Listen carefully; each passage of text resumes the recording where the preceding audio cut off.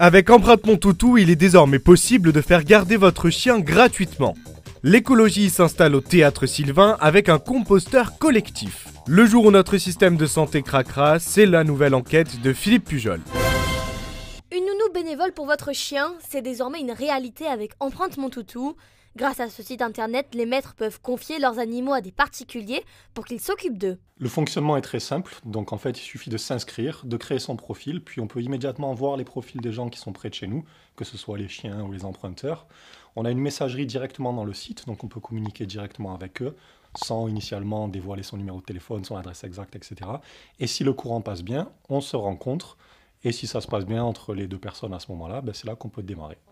Dans la région, le site compte plus de 1000 abonnés et grâce à ça, David peut confier son boxeur Neya à Sandra. J'ai été muté récemment dans la région, donc je suis arrivé avec mon chien et comme j'ai pris un petit appartement en attendant de trouver une maison. Donc j'étais très embêté pour faire garder Neya quand je partais la journée. Et j'ai vu un reportage sur le site. Je me suis inscrit et j'ai été contacté pour faire garder Neya par Sandra. Je viens la déposer au matin en partant travailler à la nounou et je la récupère le soir. J'ai beaucoup de chance d'avoir trouvé ce chien qui est adorable. Et puis de pouvoir garder, lui faire profiter de la nature, des balades. Je lui donne beaucoup d'amour, elle m'en donne aussi. D'ici 2 mois, Empreinte Mon Toutou sera disponible sur smartphone avec une application. L'association Banco de Sylvette a inauguré ce matin un compost partagé au cœur du Théâtre Sylvain. Le composteur collectif est ouvert à tous les Marseillais du quartier et ce matin, ce sont les enfants qui ont appris à s'en servir. Les enfants sont très sensibles à la nature.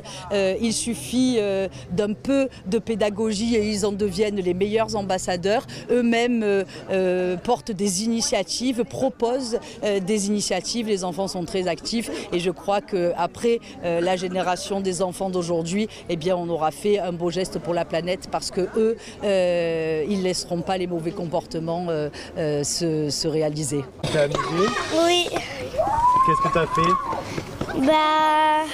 J'ai su comment faire un compost et c'était trop cool.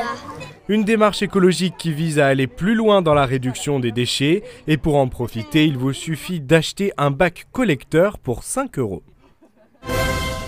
Philippe Pujol, en quoi le choix de cette thématique du système de santé vous a paru être une thématique intéressante à traiter? Moi, depuis plusieurs années, je suis accompagnant, parce que j'ai des membres de ma famille qui sont malades ou qui l'ont été, et je me suis retrouvé donc dans les salles d'attente des hôpitaux marseillais, l'IPC, Saint-Joseph, à attendre, donc à observer. Là, il y a le journaliste qui revient, et j'ai pu voir sur quelques années une évolution dans les rapports entre le personnel soignant et les médecins, les patients, et ces changements de rapport, déjà, m'ont donné envie de travailler un peu plus loin là-dessus. Et au fur et à mesure, à chaque fois que je passais une étape d'enquête de plus, je me rendais compte qu'il y avait plus à dire, toujours plus. Et j'ai jamais imaginé un livre au début, mais des articles, puis après une série d'articles, puis ça, c'est devenu un livre à la fin.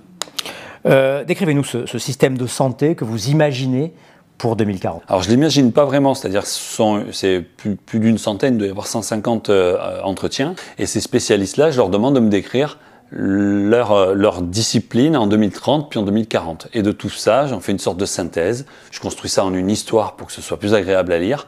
Et de là, je raconte un système de santé qui est uniquement issu de mes interviews et pratiquement rien de mon imagination, sinon la trajectoire des personnages. Et donc, ça nous fait un système de santé qui est beaucoup plus automatisé, avec beaucoup plus d'intelligence artificielle. C'est en train de se mettre en place.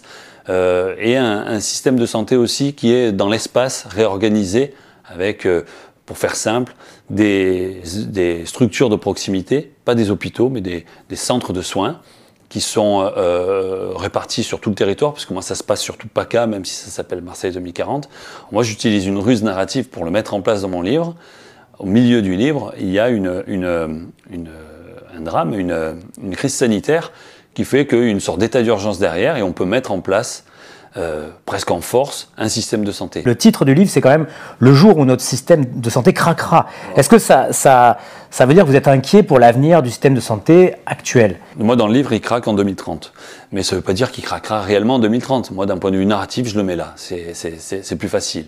Ça peut arriver demain, finalement. Il peut craquer. Il a peut-être même, pour certains observateurs, déjà commencé à craquer avec toutes les grèves qu'on a pu voir, toutes les manifestations qu'il y a eu dans les EHPAD, les maisons de retraite, au niveau des urgences. On voit bien que l'actualité montre qu'il y a quand même des tensions, qu'il y a des problèmes. Ensuite, il y a une volonté de réformer de la part du gouvernement actuel, mais quel type de réforme? Est-ce que c'est plus de privatisation? Dans ce cas-là, on va vers quoi? Enfin, etc. Ça pose énormément de questions. Et il faut que le citoyen, aujourd'hui, intervienne et soit conscient que la santé n'est pas qu'une problématique médicale. C'est pas uniquement on a un nouveau médicament, on va être soigné. C'est quelque chose de bien plus complexe. Si on veut pas que les inégalités s'accroissent, moi, je constate par rapport à ce qu'on m'a dit que on va avoir de l'efficacité dans à peu près tous les domaines, mais on risque d'avoir une inégalité très forte qui se met en place, toujours plus forte. Ça, c'est quelque chose, donc un système à l'anglo-saxonne là-dessus, ou en tout cas à l'anglaise, on dira.